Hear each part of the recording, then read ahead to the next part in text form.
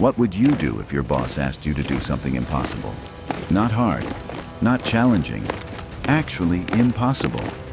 Move your entire workplace, thousands of people, all their equipment, everything, 90 degrees in a different direction. Do it in 2 days, in the middle of winter, in a snowstorm. While people are trying to kill you, you'd probably say it can't be done, right? That's what George Patton's staff officers said when he told them to turn an entire army north in 48 hours during the worst winter in 50 years. Before we continue, please subscribe to help us move forward. Thank you. Patton looked at them and said, "We're doing it anyway." And they did. And that impossible movement saved 20,000 American soldiers who were surrounded and dying in a Belgian town nobody had heard of. This is the story of how the Germans launched their last big attack and laughed when it worked.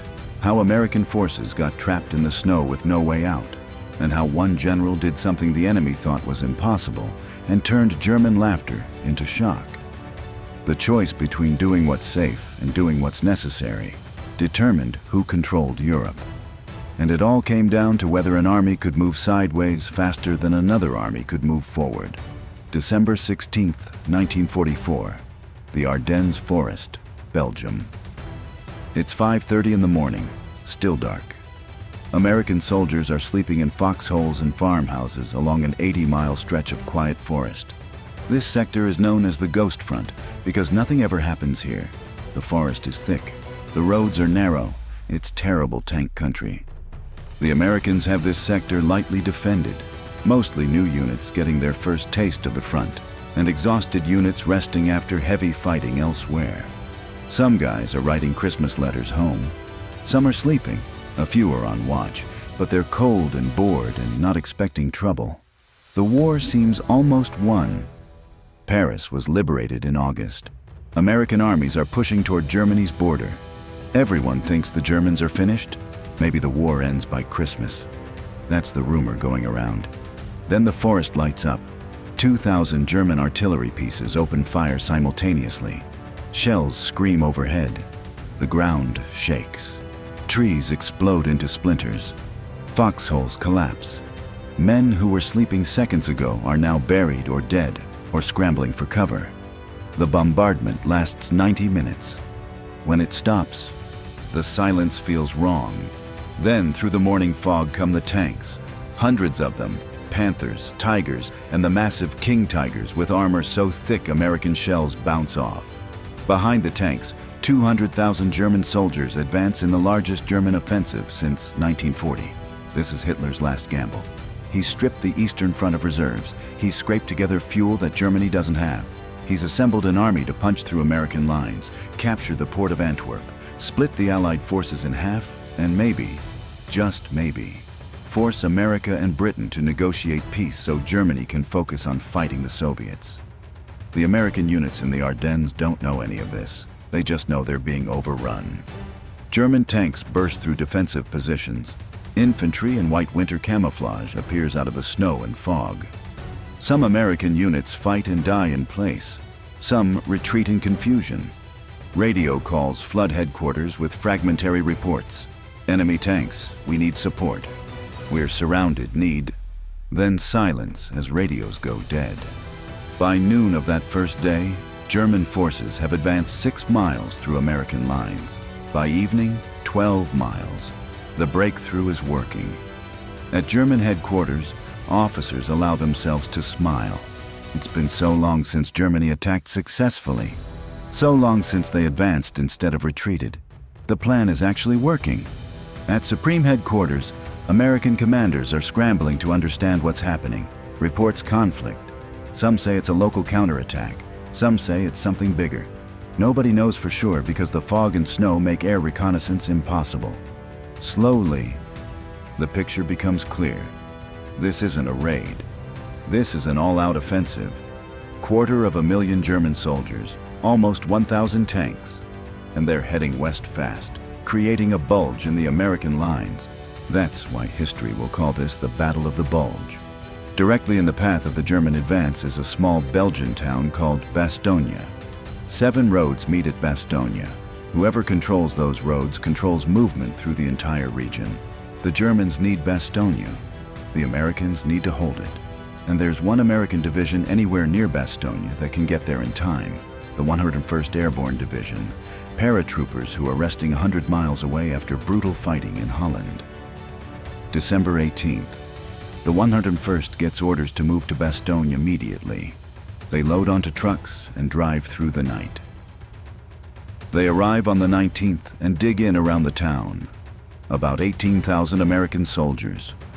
Behind them, tens of thousands of American troops and vehicles are retreating westward, trying to escape the German advance. The 101st's job is to hold Bastogne long enough for those units to escape. Then, maybe, they can withdraw themselves. The Germans arrive on December 20th, but instead of attacking immediately, they bypass Bastogne and keep driving west. They want Antwerp, the big prize. They'll deal with Bastogne later. This turns out to be a fatal German mistake, but nobody knows that yet. By December 21st, the Germans have advanced 50 miles. They're running ahead of schedule. German soldiers capture American supply dumps with fuel and food their own supply lines can't provide. Some German tank commanders are driving American trucks because they ran out of German vehicles. The weather is helping them. Thick fog keeps Allied aircraft grounded. No air support means German columns can move during daylight without being bombed. At night, American troops can hear German tanks moving in the darkness. The psychological effect is crushing. How can Germany, which was supposed to be defeated, launch an offensive this size? Where did these tanks come from? Are we losing? December 22nd. German forces completely surround Bastogne. The 101st Airborne and supporting units, now about 20,000 Americans, are cut off. No supplies coming in, no reinforcements. The Germans send a surrender demand. 4 German officers approach American lines under a white flag of truce. They hand a typed message to American commanders. It says, essentially, you're surrounded. You have no hope of relief. Surrender now and save lives. The message goes to Brigadier General Anthony McAuliffe, acting commander of the 101st. McAuliffe reads it and says one word, nuts. His staff asks what he wants to send as a formal reply. McAuliffe says send them that, nuts. The Germans are confused by this response. Is it affirmative or negative? American officers explain it means go to hell. The Germans return to their lines. The battle for Bastogne begins. The weather is the worst in 50 years. Temperatures drop below 0 Fahrenheit. Snow falls constantly. Soldiers dig foxholes in frozen ground, which takes hours. Weapons freeze. Engines won't start. Medical supplies freeze solid. Morphine for wounded men turns into useless ice. Men get frostbite within hours of exposure. The wounded often die not from their injuries, but from the cold. Both sides are suffering, but the Americans in Bastogne are suffering worse because they're surrounded. Food runs out. Ammunition runs low. Medical supplies are nearly gone. Artillery crews are rationing shells. They can fire 10 rounds per day when they should be firing hundreds. The Germans attack repeatedly, probing for weak points, but the paratroopers hold. Barely. Now here's where Patton enters the story. General George Patton commands the Third Army, positioned 100 miles south of Bastogne. His army is attacking eastward toward Germany. On December 19th, Patton gets called to a meeting at Supreme Headquarters. General Eisenhower, the Supreme Commander, tells him what's happening. Massive German breakthrough. Americans surrounded at Bastogne. Need relief immediately. Then, Eisenhower asks Patton how soon he can attack northward toward Bastogne. Patton says, December 22nd, 3 days. Everyone in the room thinks he's joking or insane. You can't turn an entire army 90 degrees in 3 days. Armies move slowly. You need to plan. You need to coordinate. You need to move fuel and ammunition and supplies. 3 infantry divisions, about 100,000 soldiers, plus their tanks, trucks, artillery, and supplies. Turn them north, drive 100 miles through snow and ice, and attack into the German flank hard enough to break through to Bastogne. In 3 days. In the middle of winter. Eisenhower tells Patton to be serious. Patton insists he is serious. The other generals say it's impossible. Patton says, we're doing it, and walks out to start issuing orders. What nobody else in that room knew is that Patton had anticipated this. When reports of the German offensive first arrived, Patton had quietly told his staff to prepare contingency plans for moving north. His staff officers had worked out movement schedules, fuel requirements, and road assignments. When Eisenhower made it official, Patton already had the plans ready. This is why he could promise 3 days when everyone else thought it would take a week minimum. December 22nd. Patton's Third Army begins turning north. 3 divisions simultaneously start moving.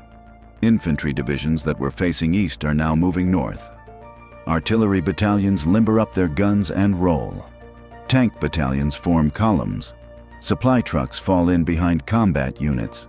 It's organized chaos on a massive scale. Roads are icy. Vehicles slide off into ditches. Traffic jams form when trucks break down. Patton drives the roads personally, screaming at traffic cops to keep things moving, ordering disabled vehicles pushed off the road so columns can continue. His staff officers work 20-hour days coordinating movements. Radio traffic is constant. The entire Third Army is pivoting like a football player changing direction mid-run. Except this football player weighs 100,000 tons and is spread across 50 miles of frozen Belgian roads. The Germans don't believe it's happening. Their intelligence reports Patton's army attacking eastward toward Germany. A few days later, the same army is attacking northward toward Bastogne. The German High Command thinks it's a different American army. Nobody can move that fast. When they finally accept that Patton actually turned his entire army in 3 days, German officers are shocked. That's not supposed to be possible. Logistics don't work that way. Armies are huge, slow-moving organizations. You can't just spin them around like a toy soldier. But Patton did, because he had to. Because 20,000 Americans in Bastogne were dying, and there was no other army close enough to save them. December 23rd. The weather clears. For the first time in a week, the sun comes out. Allied aircraft take off from bases in France and England. P-47 Thunderbolts and British Typhoons swarm over German columns, destroying tanks and trucks. C-47 transport planes drop supplies to Bastogne, ammunition, medical supplies, and food dropped by parachute into the surrounded town. Not enough, never enough, but something. The supplies keep the defenders fighting. The airstrikes slow German advances. But the Germans are still attacking Bastogne from all sides, and the Americans inside are running out of everything. December 26th. Patton's lead units, elements of the 4th Armored Division, are fighting toward Bastogne against heavy German resistance. They're 5 miles away, then 3 miles. The Germans throw everything they have at this relief column. They know if Patton breaks through, the entire offensive fails. Tank battles rage in snow-covered fields. American Shermans against German Panthers and Tigers. The Shermans are outgunned, but there are more of them, and Patton keeps pushing more units forward. No stopping, no digging in. Attack, attack, attack. If one road is blocked, take another road. If one tank battalion gets stopped, send another around them. Inside Bastogne, the defenders can hear the battle getting closer. Artillery fire to the south, tank guns. The sound of American relief coming. But will it arrive in time? Ammunition is almost gone. The wounded are piling up in churches and basements with no medicine to treat them. Men are collapsing from exhaustion and cold. The Germans sense the defenders are at breaking point and launch massive attacks from multiple directions.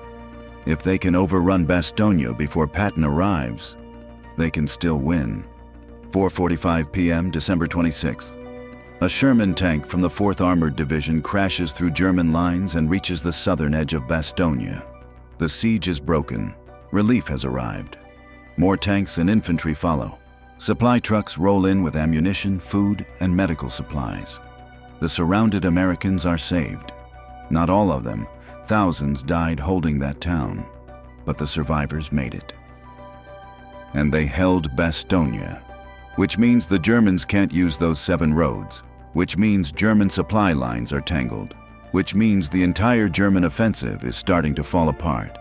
But the battle isn't over. For 2 more weeks, fighting rages around Bastogne. The Germans try repeatedly to cut the corridor Patton opened. American forces expand the corridor and push back German units. The weather gets worse. Temperatures drop to -20 Fahrenheit. More men die from cold than from bullets. Feet freeze inside boots. Soldiers can't feel their fingers. Wounded men freeze to death before medics can reach them. Both sides are exhausted, frozen, depleted. But the Americans have what the Germans don't: supplies flowing and reinforcements arriving. Every day, more American units reach the battle. Every day, German strength decreases because they have no replacements and no fuel. By mid-January 1945, the German offensive has completely failed. They advanced 50 miles into Allied lines. They didn't reach Antwerp. They didn't split the Allied armies. They didn't force negotiations. All they did was lose tanks and men and fuel they couldn't replace. The Battle of the Bulge becomes Germany's death sentence. They threw everything into this offensive, and it failed. Now they have nothing left to stop the Allied advance into Germany itself. The numbers are staggering. American casualties: 90,000 soldiers killed, wounded, or captured. German casualties: 100,000. But here's the critical difference. America could replace those losses. Within weeks, new units arrived from the United States. Replacement soldiers, new equipment, fresh supplies. Germany couldn't replace anything. The men lost in the Bulge were gone forever. The tanks destroyed couldn't be rebuilt. The fuel burned couldn't be replaced. Germany was fighting on empty. America was fighting with full reserves. Snow played a strange role in this battle. The snow was beautiful and deadly. It hid defensive positions. It made movement difficult for both sides. It turned roads into ice slides. It froze weapons and vehicles. But mostly, it served as a clean white canvas that showed what war costs. The snow around Bastogne stopped being white. Battles turned it gray with smoke and dirt, then red with blood, then black with burned vehicles and buildings. By the time the battle ended, the snow wasn't snow anymore. It was just frozen mud mixed with debris and evidence of what happened there. When spring came and the snow melted, the ground underneath was scarred, torn by artillery, poisoned by fuel and chemicals, marked by thousands of graves.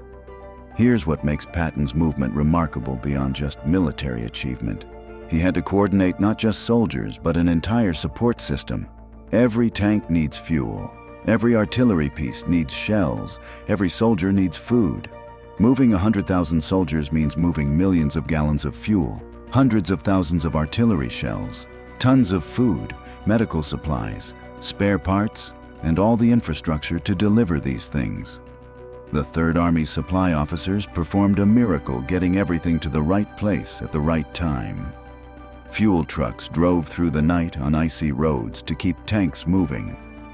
Ammunition trucks followed combat units so closely that some got hit by German artillery. Medical units set up field hospitals, tore them down, moved forward, and set them up again, treating wounded men in tents in sub-zero weather. The Germans couldn't do this. Their supply system had collapsed. They were living off captured American supplies. When those ran out, German units stopped moving. Tanks sat abandoned because there was no fuel.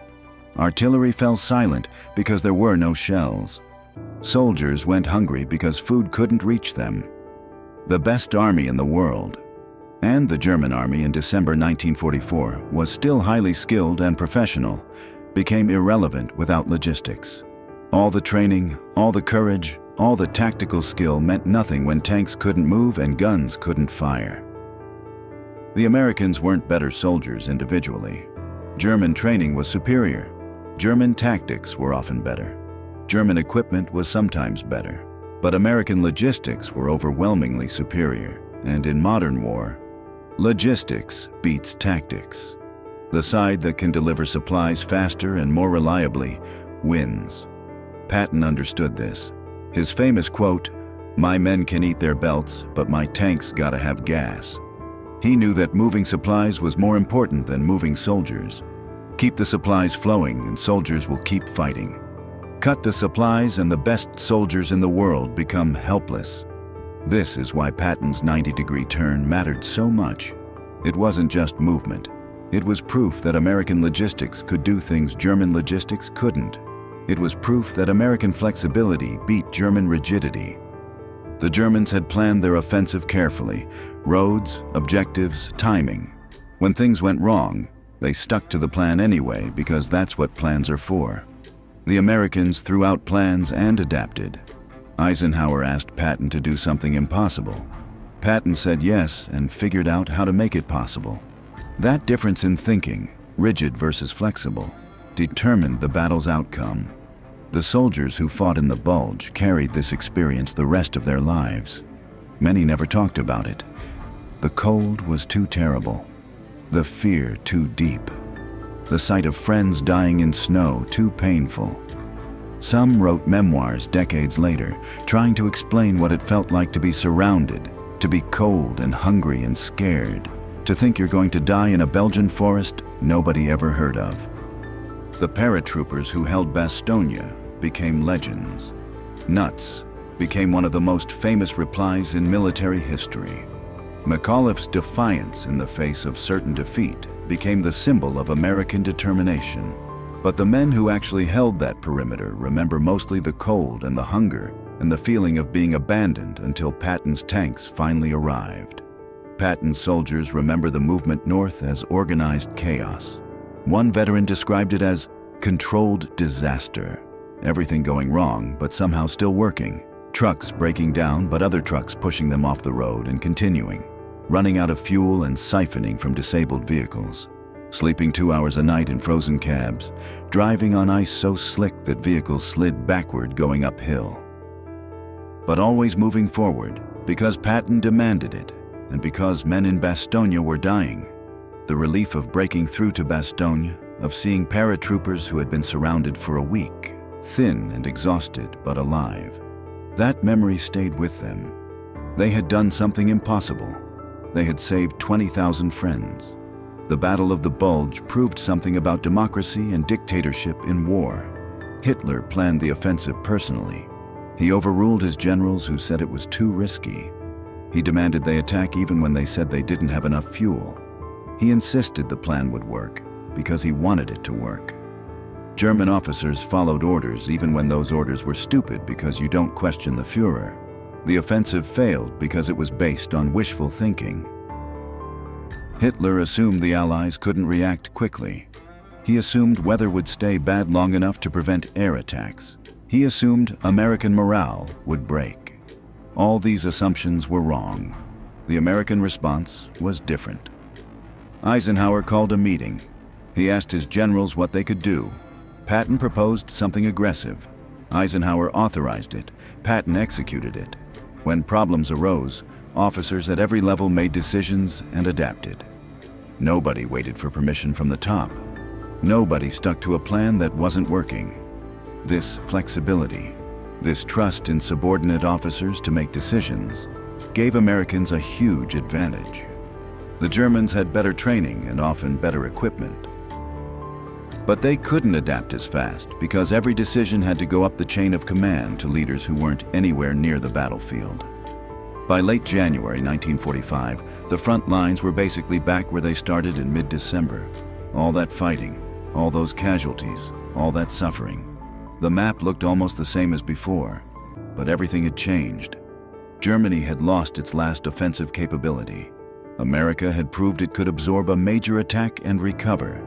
The initiative shifted permanently. From January 1945 onward, German forces only retreated. They fought hard. They inflicted casualties. But they never attacked on a large scale again. They couldn't. They had nothing left. The snow melted in spring 1945. Farmers returned to their fields in Belgium and found wreckage everywhere. Burned tanks, abandoned equipment, unexploded shells, graves. Some areas were so heavily mined that they're still dangerous 80 years later. The Belgian and French governments built memorials in the Ardennes, plaques marking where units fought, cemeteries where soldiers are buried, museums displaying weapons and uniforms. Every year, fewer veterans return. The men who fought there are dying of old age. Soon, nobody will be left who remembers what it actually felt like to be cold and scared and surrounded in those snowy forests. but the lessons remain. The Battle of the Bulge teaches that initial success doesn't guarantee victory. The Germans won the first week decisively. They still lost the battle. It teaches that flexibility beats rigidity. Patton's impossible 90-degree turn saved Bastogne and broke the German offensive. It teaches that logistics determine outcomes more than tactics. The side that can keep supplies flowing wins. It teaches that leadership matters. McAuliffe's nuts. Reply gave soldiers something to believe in when belief was all they had left. And it teaches that determination and sacrifice can hold out long enough for help to arrive. Here's what connects to your life right now, today. How often do you face a situation that seems impossible? Your boss asks for something unreasonable. Your family needs you to do something you don't think you can do. Life demands you change direction when you're exhausted and you just want to keep going straight. The easy response is, that's impossible. The Patton response is, we're doing it anyway. Sometimes impossible just means very difficult and nobody wants to try. Sometimes the only way forward is to attempt the thing everyone says can't be done. The Germans laughed when their offensive started because it was working. American lines broke. American units retreated. It looked like 1940 again when Germany conquered France in 6 weeks. That laughter died when Patton turned his army north in 3 days and broke through to Bastogne, because the Germans had done something very difficult, launching a surprise offensive in winter. But the Americans did something supposedly impossible, reacted fast enough to stop it. The difference between difficult and impossible is often just determination and logistics. This same pattern repeats constantly. Companies that seem unstoppable suddenly collapse when they can't adapt. Athletes who dominate early in their careers fade when they can't adjust to new competition. Countries that win initial battles lose wars when they can't sustain logistics. The Battle of the Bulge is teaching these lessons in miniature. Initial advantage means nothing if you can't sustain it. Superior equipment means nothing if you can't fuel it. Perfect plans mean nothing if you can't adapt when they fail. The messy, imperfect, flexible response beats the perfect, rigid plan almost every time. The story of what happens when modern militaries forget these lessons, when they plan perfect offensives that fail because logistics collapse, when they win battles but lose wars because they can't sustain success. That's happening right now in different conflicts around the world. Russia's invasion of Ukraine in 2022 started with the same assumptions Hitler made in 1944. Quick victory, enemy won't resist effectively, logistics will work themselves out. Same results too. Initial success followed by stalled offensive, supply problems, and defenders who refuse to quit. The Battle of the Bulge keeps replaying with different actors because the fundamental lessons, flexibility beats rigidity, logistics beats tactics, determination matters more than initial advantage, never change. 2 more stories on screen. One about another impossible military movement that saved lives. One about the choice between doing what's safe and what's necessary. Watch them. You'll see why these patterns repeat. Thanks for watching this far. Please subscribe to keep us going forward.